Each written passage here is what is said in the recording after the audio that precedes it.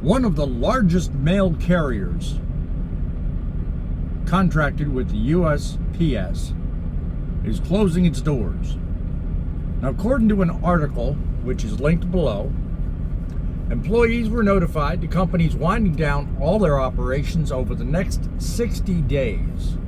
This means their huge footprint in the United States Postal Service transportation network, the thousands of loads are now going to be scattered throughout the network. And FreightWaves is the one that picked it up, and they make it clear that the reason given wasn't a single issue. Find out what I think the reason is, and more coming up on this edition of Truckin' Headlines.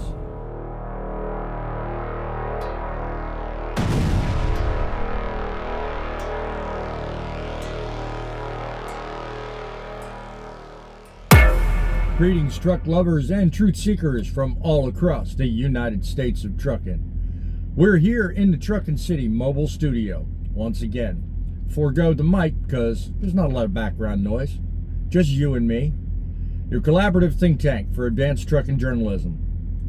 Boss Man here with another edition of Truckin' Headlines and conversation to make trucking great again. Let's rewind the tape a little bit.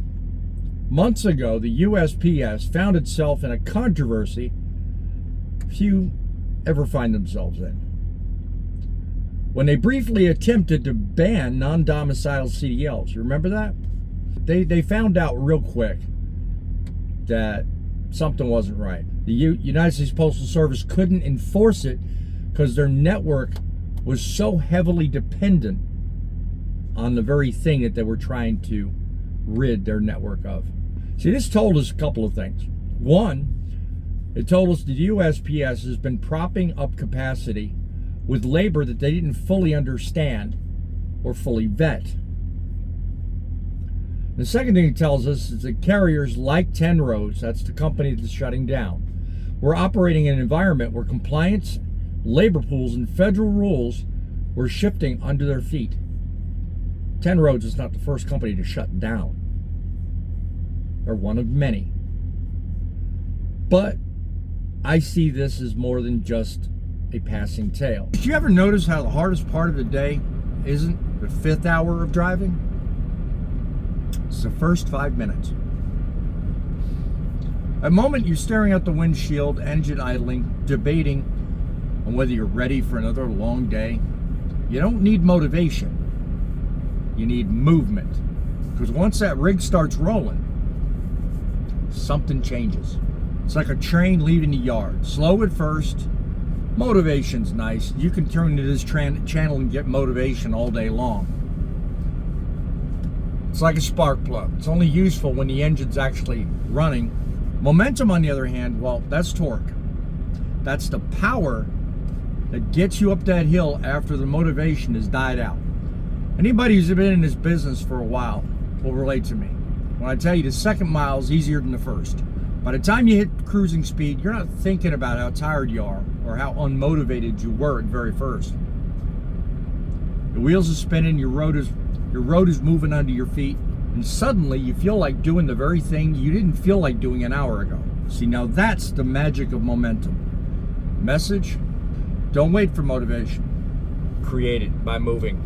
See, 10 Roads wasn't some random mail contractor. They were one of the largest mail contractors and mail hauling partners, a giant, a staple. If you've been around the industry any length of time, you've seen their trucks.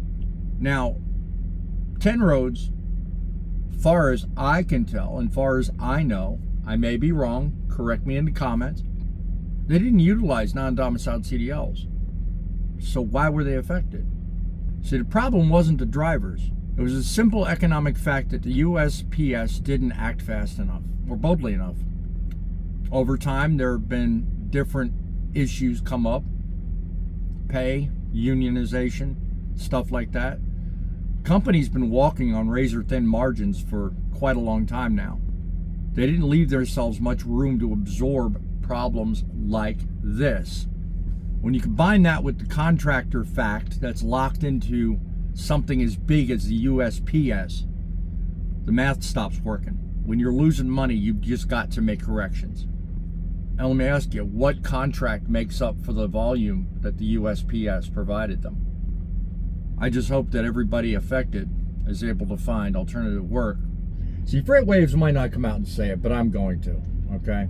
All of this comes down to one major move, and that's they don't want 20 regional haulers hauling their stuff.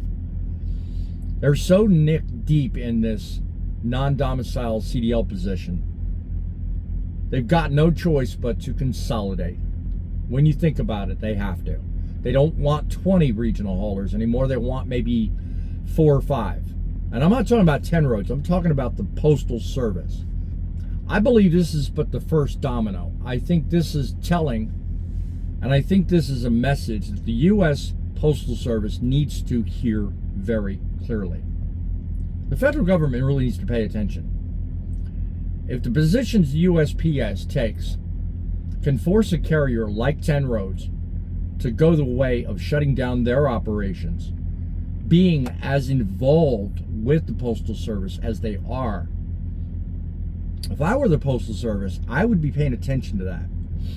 The dominoes falling here are the rates, the wages, and the conditions around getting the loads delivered.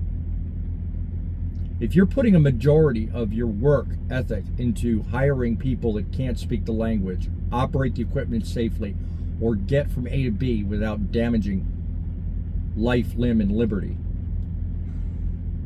you've got to really re-examine your business model. Everything going on wasn't sudden. It wasn't random. This has been building. And I think 10 Roads made a decision based on a number of factors, but probably one of the most important factors involved here was not economic. I think it was based on morals. Tell me in the comments what you think and what you also think the USPS will do moving forward. And the countdown clock has begun. Let me know in the comments below what you think. Go down below and hit the like button on this video. We're bringing you daily snapshots of what life in trucking is all about to help you make trucking great again. Become a subscriber. Folks, we're out here every day just like you. We're on these streets, we're of these streets, and we respect the chair. One road, one code. Get it done, raise the bar, and make trucking great again. So the question becomes, now that 10 Roads has announced they're going to do it, who's next?